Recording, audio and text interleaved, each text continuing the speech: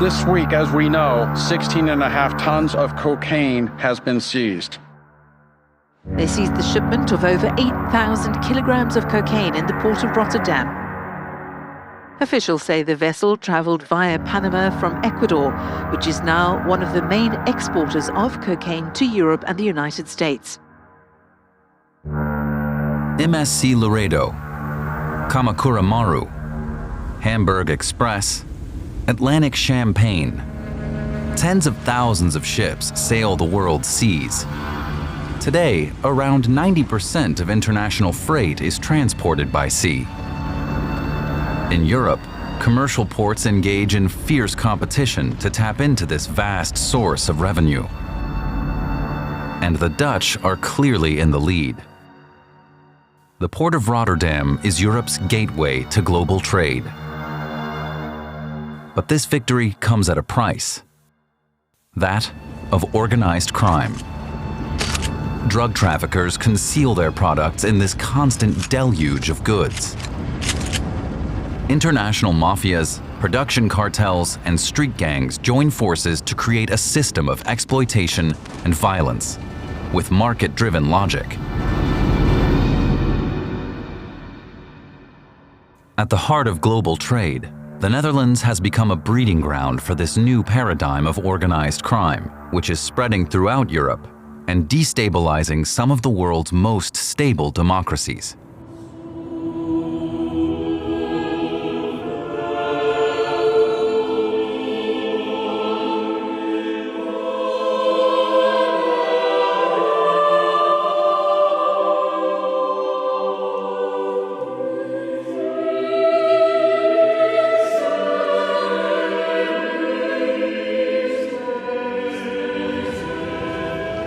Rotterdam.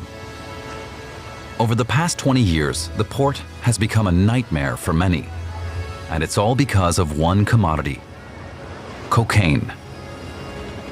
This is the story of that nightmare. In the 1990s, the US was flooded with cocaine from Latin America. Through the combined efforts of the American administration and the Colombian army, Pablo Escobar's Medellin cartel and then the Cali cartel fell. The system had to reinvent itself.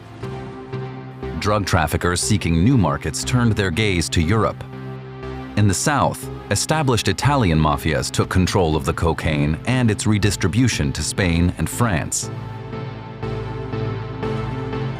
But in the north, the port of Rotterdam offered better infrastructure. All goods from Latin America bound for Germany, Belgium, Luxembourg, and northern France passed through here. This drew hundreds of Colombian drug traffickers here to scout for opportunities. What the Colombians liked very much in this country, and why this country was so interesting for them, was the entrepreneurial environment that existed in this country. So the fact that they could deal here drugs and be rather undetected because they were embedded, or they tried to embed themselves in this entrepreneurial infrastructure with the containerization of the business. And that was for me the most interesting thing, to see how the legal and the illegal world are connected. Argentinian criminologist Damian Taghi was the first to document this new influx of cocaine from Latin America. In the mid-1990s, seizures were still modest. A few kilos here and there, blocks of cocaine hidden in suitcases or sport bags, packets swallowed by drug mules traveling by plane. At this time, Damian Taghi was conducting his research in Amsterdam's Latino community. He spoke with Colombians imprisoned for trafficking and visited salsa bars and churches. Very quick I discovered that these people were not part of a kind of underground mafia, but it was kind of open within the Latino community. At that time, there were actually more than 400 networks in Cali already exporting cocaine. I know somebody that can sell, I know somebody that can buy, I put you in contact, I get some commission for that.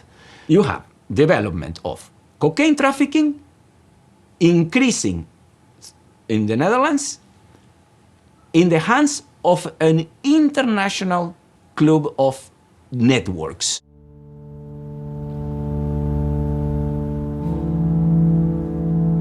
Then in 2000, the demand for cocaine boomed. Colombian criminals had to find local labor to handle logistics and run dealing spots. They recruited disaffected youths. Colombians didn't really like to do business with Dutch people. And with Dutch people, I mean white.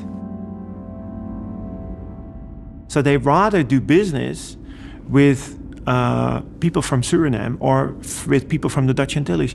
And there is Moroccans, second, third generation Moroccans from immigrants that came to work here. And they also get involved in organized crime. And those groups, they mix and they mingle. And that's how that third generation of criminals become people of significance in the Dutch underworld.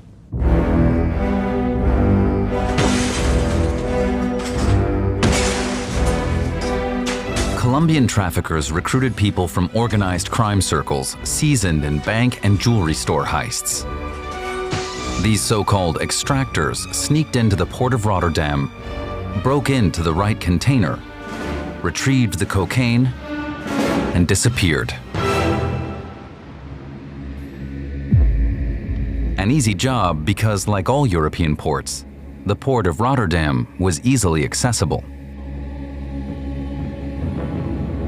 One man in particular stood out among the extractors, Gwenette Marta. Born on the Dutch Caribbean island of Curaçao, Marta was a new kind of criminal. He represented the first alliance between Dutch street gangs and Colombian drug traffickers, a phenomenon that was unheard of in Europe until then. In Amsterdam, Gwenette Marta was a star. By the age of 20, he was already a gang leader. At boxing matches, his name was worn like a banner. He grew up in the street. He was just like this traditional, criminal story, becoming with like a small street gang, and then slowly became a bigger criminal. He was known as the guy who, the guy without a shadow, the guy who would not be caught.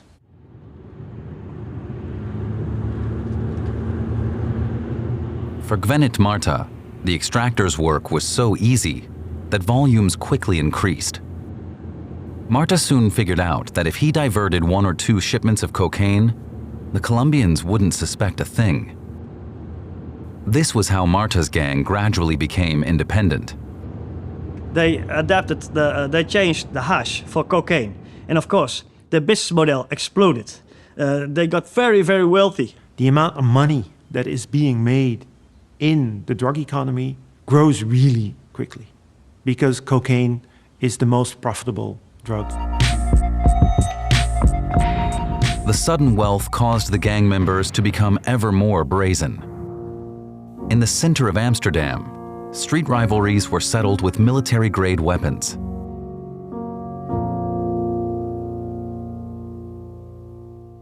So there is serious unrest in Dutch society. What is going on here? Is our way of living getting infected with organized crime? And that leads to a number of investigations and a number of kingpins being arrested, not so much for the drug trade, but for the fact that they're killing off other people. So that drug economy still exists, but the violence is being prosecuted. Dutch authorities knew that tackling the violence without taking on the illegal trade was of little use. But how could they get to the gang leaders? Sometimes it's a matter of luck.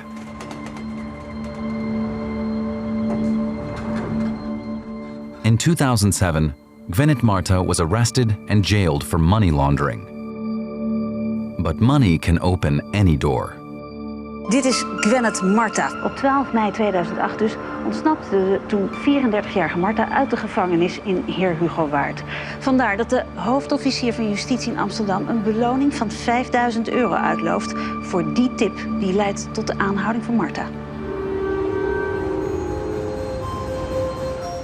In 2009, after a year and a half on the run, Gwenette Marto was arrested and returned to prison. His associates, each eager to take over, declared war on each other. Bij een schietpartij gisteravond laat in Amsterdam-West zijn 2 doden gevallen. De slachtoffers zaten in een auto met Frans kenteken. Het gaat vermoedelijk om een liquidatie. Rond 10:30 zijn er schietincidenten geweest in de staatsdierenbuurt, onder andere in de Van Bossenstraat. Daarbij is op een auto geschoten met automatische vuurwapens. The outbreak of extreme violence in public spaces stirred up public concern, fueled by the investigation of 2 journalists and their best-selling book, Mokro Mafia, the Moroccan Mafia. Once the word Moroccan was used, the far right jumped on it. Dus ik vraag aan jullie, willen jullie in deze stad en in Nederland meer of minder Marokkanen? Dan gaan we dat regelen. There is no such thing as macro mafia. It's not all Moroccans. It's just all kind of guys with all kind of different ancestors. Dutch, Moroccan, Turkish, Antilles, Suriname. And it's not mafia as we know it. That's a reality that doesn't exist. Dutch gangs use a different model. They center themselves on product-based operations and value talent over ethnicity. This combination forges strong criminal partnerships between production cartels and international mafias. A new criminal model swept across Europe in the following decade. From Malmö, Sweden, to the northern districts of Marseille, the same strategies are being replicated today, spreading fear and mistrust.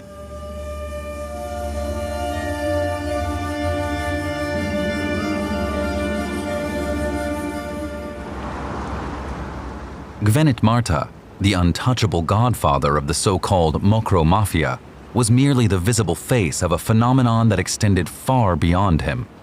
Released from prison in early 2013, his freedom would be short-lived. He was shot dead on May 22, 2014. Het gebruik van zwaar geweld in de onderwereld neemt sterk toe. Voorlopig dieptepunt de liquidatie van Gwenette Marto gisteravond. Kopstuk in de internationale drugshandel. En de geweldsexplosie is voorlopig niet afgelopen. Voor jonge criminelen was Marto een held. It's like a volcanic eruption of violence in the Dutch underworld. In 2014, when this all happens, 38 people get killed because of underworld violence. That's an absolute record in the history of Dutch organized crime. By 2015, Dutch police were at a dead end in their fight against criminal networks. But that summer, the first piece of the puzzle fell into place. Threatened by a rival, a trafficker turned himself in to the police. Officers showed him photos of well-known Dutch figures of the underworld. To no avail. Then, the trafficker dropped a name nobody had heard of. Ridouan Taghi. Who? Who is Ridouan Taghi? The police do not know at that time who Ridouan Taghi is. And they are so unknowledgeable they actually spell his name wrong.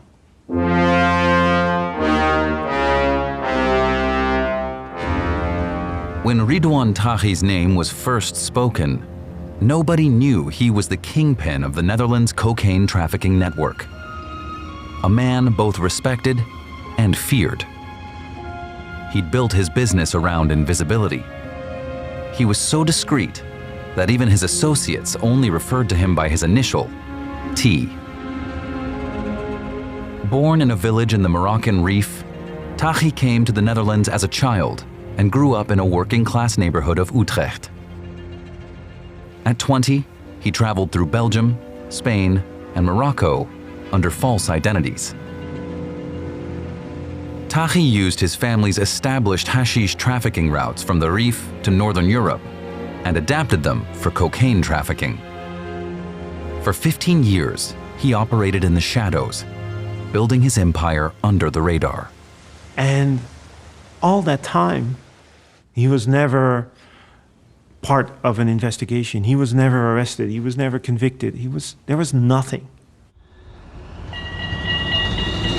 By late 2015, the second piece of the puzzle appeared. During a police raid in Amsterdam, a weapons cache was discovered. Hand grenades, assault rifles, ammunition, and dozens of cell phones, which were far more important to the police than the weapons because of the encryption being used on them.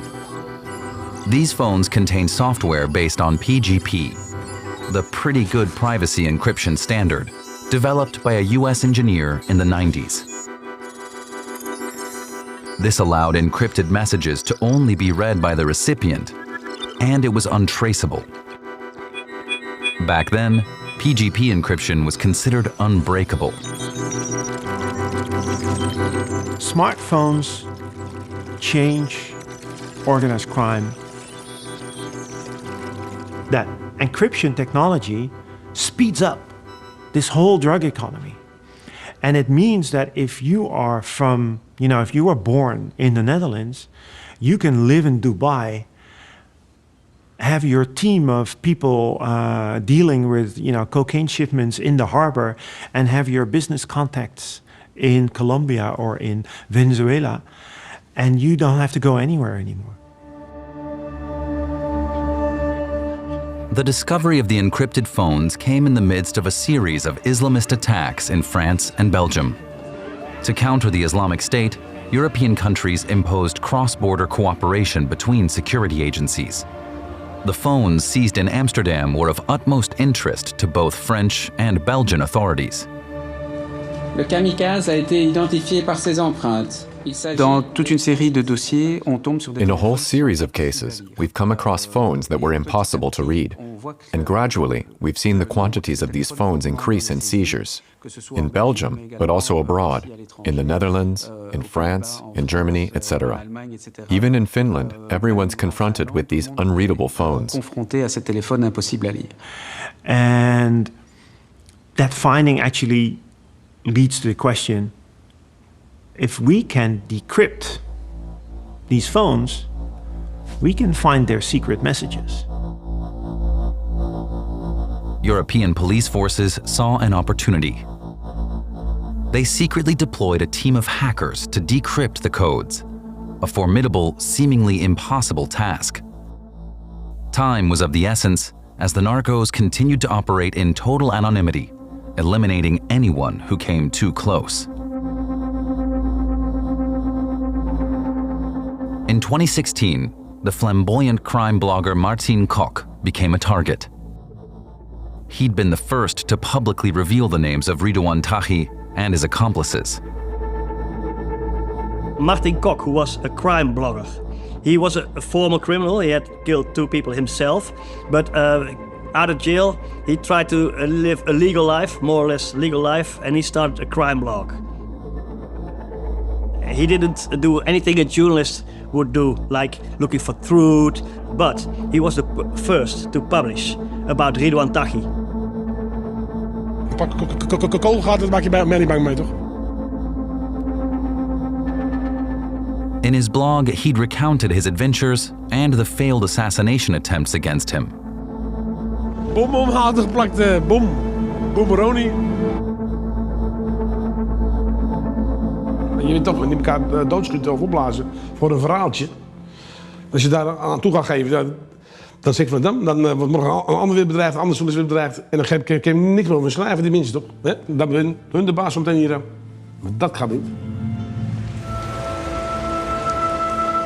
On December 8, 2016, Martin Kok was shot in the head as he left his favorite brothel on the outskirts of Amsterdam.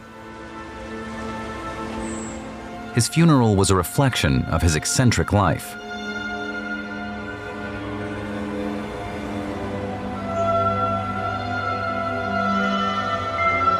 His faithful escort girls accompanied him, and on his coffin was a glass of champagne.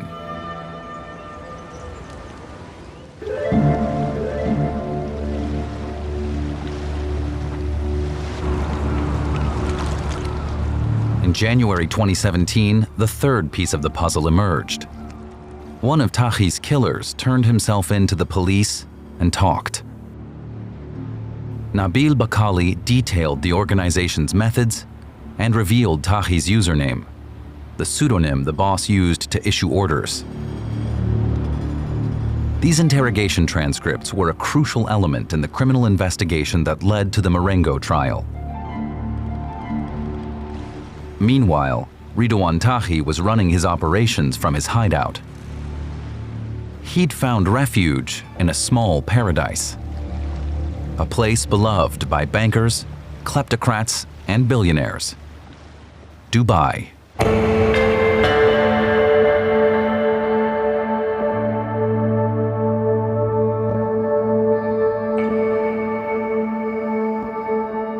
A wedding in May 2017. One of the members of the Kinahan crime family from Ireland was celebrating his nuptials at the Burj Al Arab, the jewel of Dubai's luxury hotels. The Kinahans cartel is a family business passed down from father to son. Drug trafficking, murder, extortion, money laundering. On the day of the wedding, an agent from the U.S. Drug Enforcement Administration, or DEA, infiltrated the ceremony and discovered it was also a business meeting for several criminal organizations. Camorra boss Raffaele Imperiale, Edin Gacanin, a Dutch Bosnian trafficker with shell companies in the British Virgin Islands and Dubai, Rico the Chilean, cocaine trafficker between Latin America and the Netherlands, and Ridouan Taghi. The DEA named this group the Super Cartel, an alliance between mafias, organized crime, and street gangs.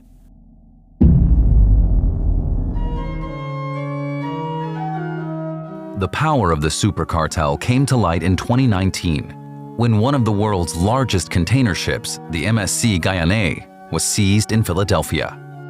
U.S. Customs discovered 20 tons of cocaine in the containers.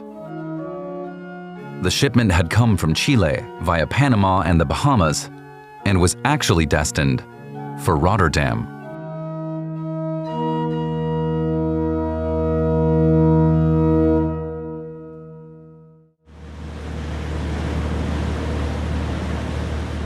I started off 10 years ago in the port of Rotterdam as head of this unit, the Seaport Police.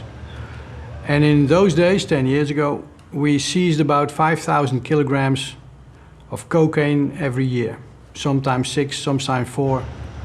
And then suddenly, somewhere in 2017, we seized 22,000 kilograms. So that's the first time we thought there's something going on, there's something going to change.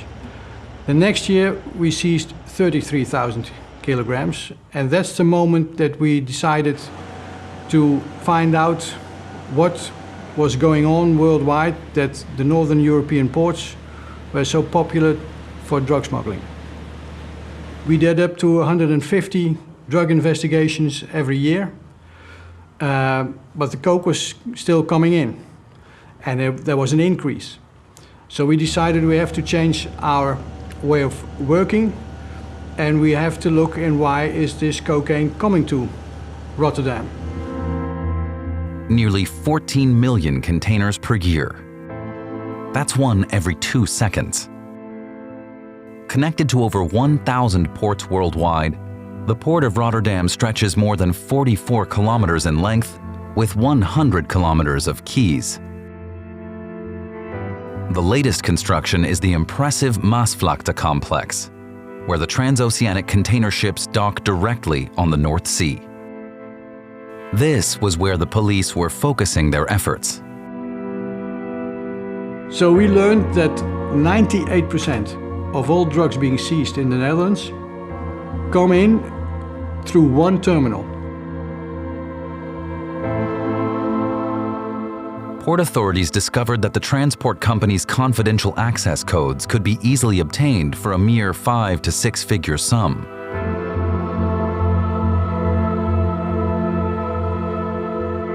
The other thing we learned is that a lot of companies in port, they use computers, but they had one business account and one password for everybody. And if people left the company, they still could use the business account and the password that everybody used for years and years to come. So if that's the situation, you can imagine how easy it was to obtain such a container release code.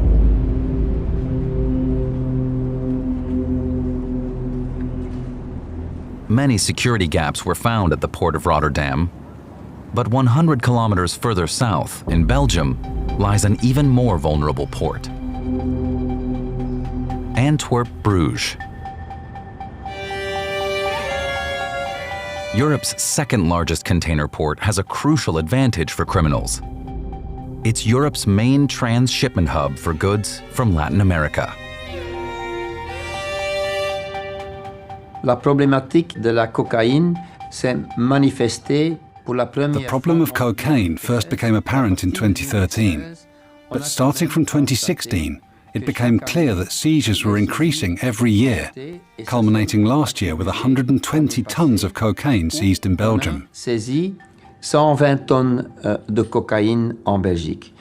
With figures that high, Belgium is number one in the whole of the European Union for cocaine seizures. En matière de cocaïne. Alors là, au niveau du résultat, c'est pas vraiment le résultat. In terms of results, that's not really what society's asking of us. They want us to stop these drugs from entering, and so far we haven't succeeded. That's why we had the idea of scanning all the containers. Tous les conteneurs. I suggested that the government buy scanners and install them on terminals right next to where ships arrive. That way, criminals can't retrieve the cocaine. Les criminels n'ont pas la possibilité de récupérer la cocaïne. But we still need to improve the barrier to prevent the shipments from arriving. So we have the 100% scanning project deployed at this moment, which means that in time we want to scan all of the drug risk containers coming from South America and from West Africa. So that's about 350,000–400,000 containers, where now we are scanning 36,000 a year. The standard image is always like this, so you can't see really much on it, but of course our image analysts have different tools. The scan image showed that this pile was another density than the other piles, so that needed to be checked, and then they found 1/2 ton of cocaine inside.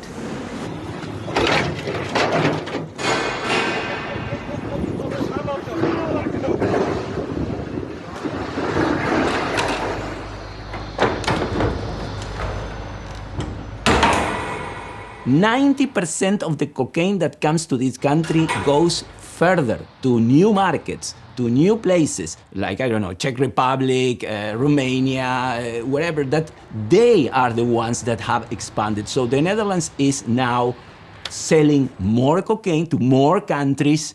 This is what shows the thing.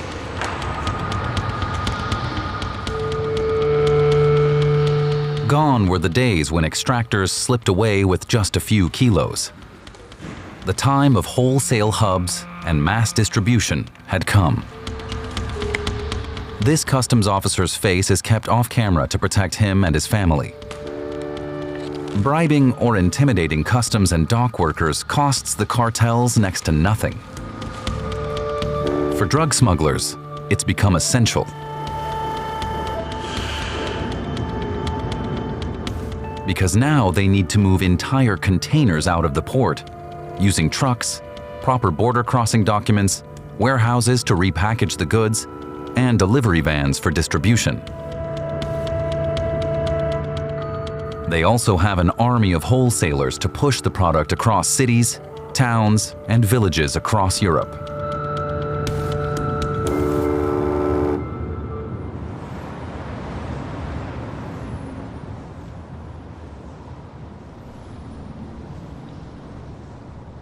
After months of investigation, the final pieces of the puzzle finally came together. Dutch police had enough evidence to link Ridouan Taghi to 6 murders and 4 attempted murders. But the man himself remained at large until he made the mistake that would bring him down.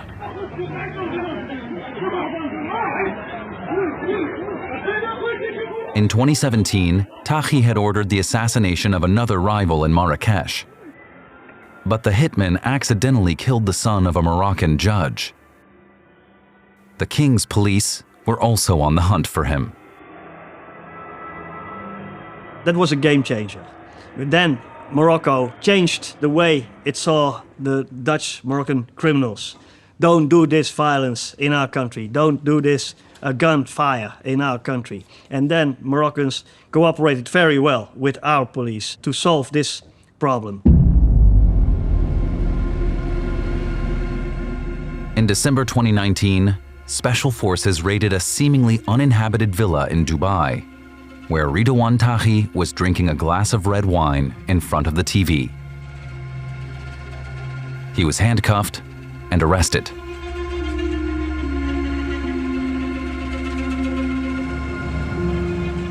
After his extradition to the Netherlands, public enemy number 1 was incarcerated in the high-security prison in Vught.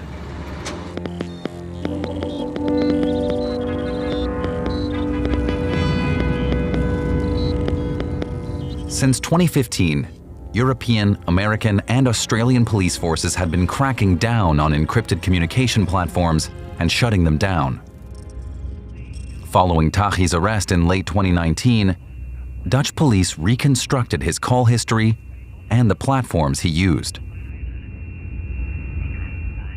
The latest one at the time was EncroChat, an encrypted communication network. Its data was stored in a data center in Roubaix, northern France. The French gendarmerie managed to spread a computer virus through the network and hack the supposedly unbreakable system. The lock gave way, and millions of messages were decrypted. That was really a moment that was really magnificent for all those people who were in that operational room at Europol when the first messages started to come and you saw the criminal content, that these really are international criminals who are talking only about organized crime activities, smuggling drugs, killing people, laundering money, corrupting authorities and others. So that was really amazing.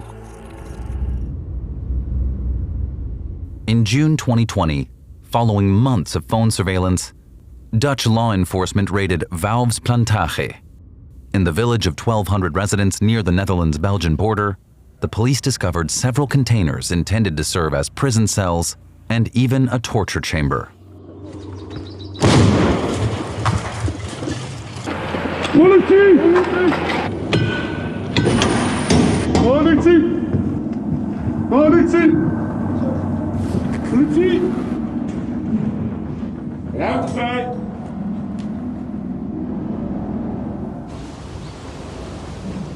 The only silver lining?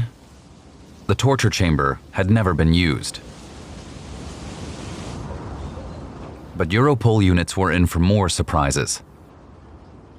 Following the shutdown of EncroChat, the underworld migrated en masse in 2020 to a competing provider, a Canadian platform called Sky ECC. Promised to be ever more secure, phones sold by the company were marketed under the guise of protecting freedom of expression and privacy.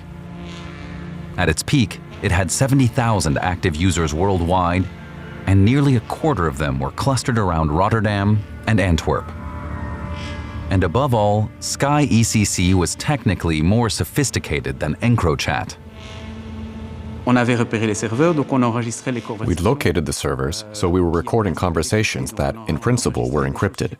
For 18 months, we logged data without knowing if we'd ever be able to decrypt it.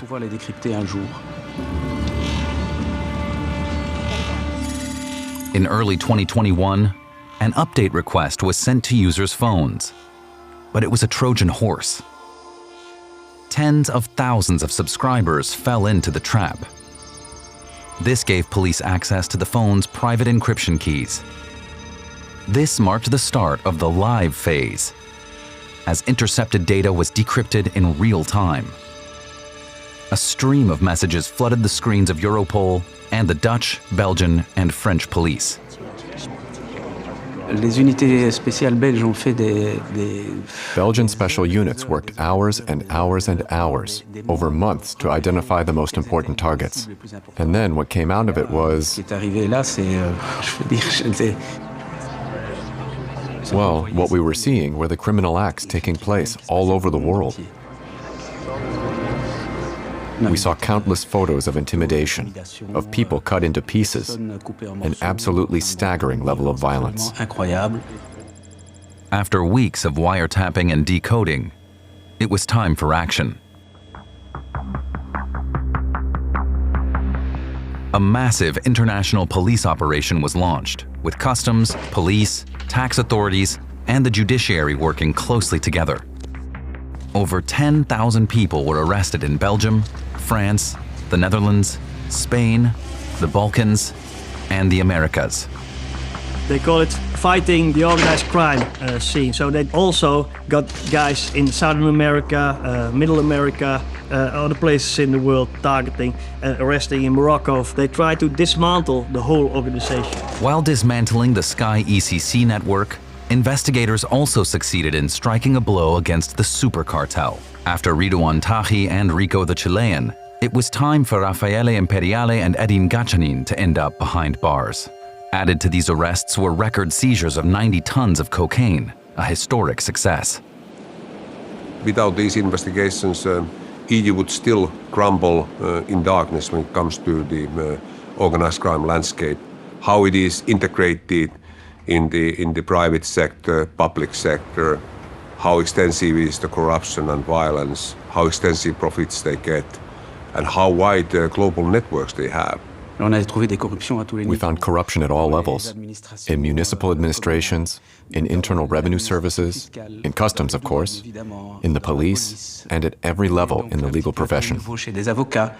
I think that it's somehow giving the picture how big are the organized crime groups and networks which are operating and active in this area, but it's also giving the picture how dangerous these groups are.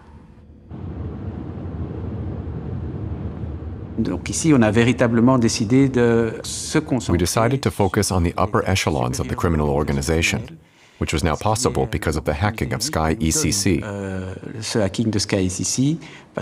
Because otherwise, usually in well-organized criminal organizations, we never reach the upper echelons, since each level is isolated from the others.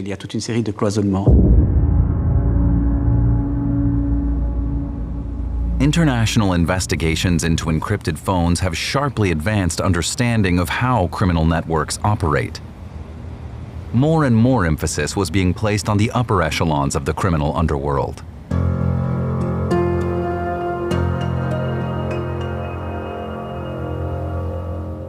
After nearly 6 years of proceedings, the Marengo trial ended with a heavy and tense atmosphere.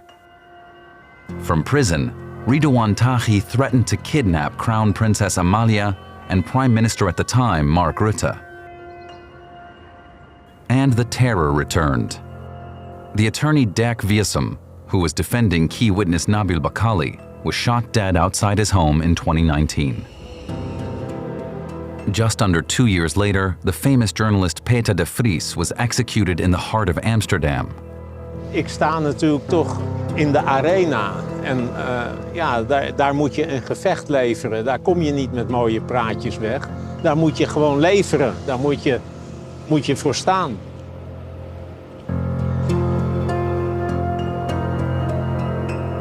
Wij doen vandaag uitspraak in de zaken van alle 17 verdachten. Als verdachte hebt u lang moeten wachten op uw vonnis. Maar dat geldt zeker ook voor de nabestaanden. Ook zij hebben lang moeten wachten op ons oordeel. Dat zal hun verdriet zeker niet minder hebben gemaakt. Dat alles geeft dit proces een gitzwarte rand. Ridouan Taghi krijgt levenslang.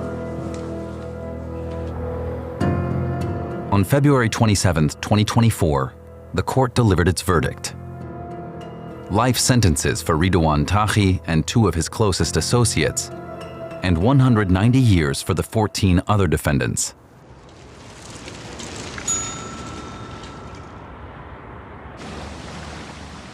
the end of this historic trial, the Netherlands breathed a sigh of relief.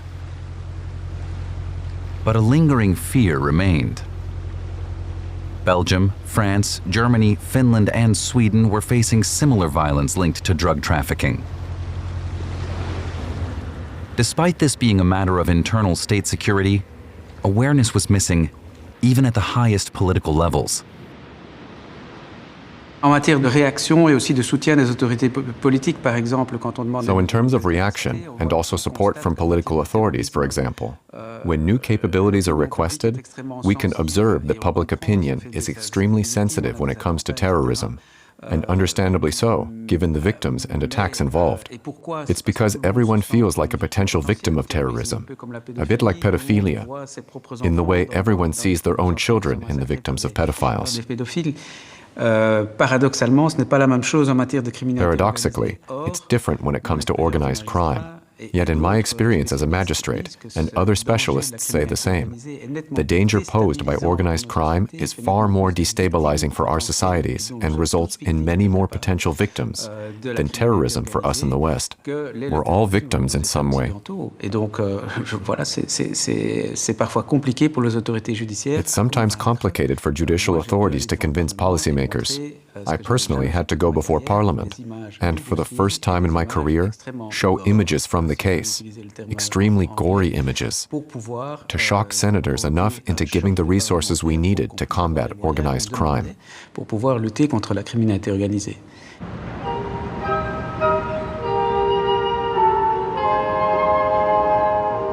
Why do states struggle so much to recognize this threat to our societies? Because drug smuggling takes place in the shadow of international trade. The port of Rotterdam has become a fortress. Access codes have been eliminated and the docks automated. There are no longer any dock workers here.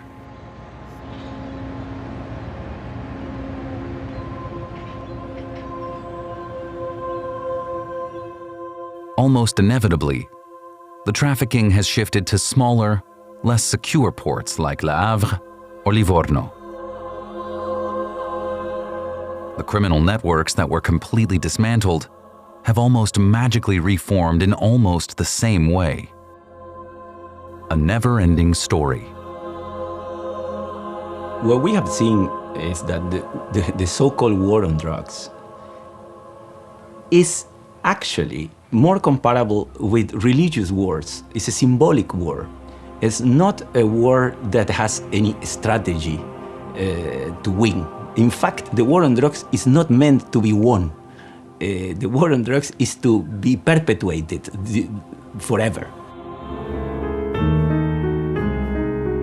Today, crime and violence follow a playbook once reserved for armed groups: asymmetric warfare. This model, conceived in the heart of Europe, is ushering in a new era, with the gangsterization of the world and the start of a new fight.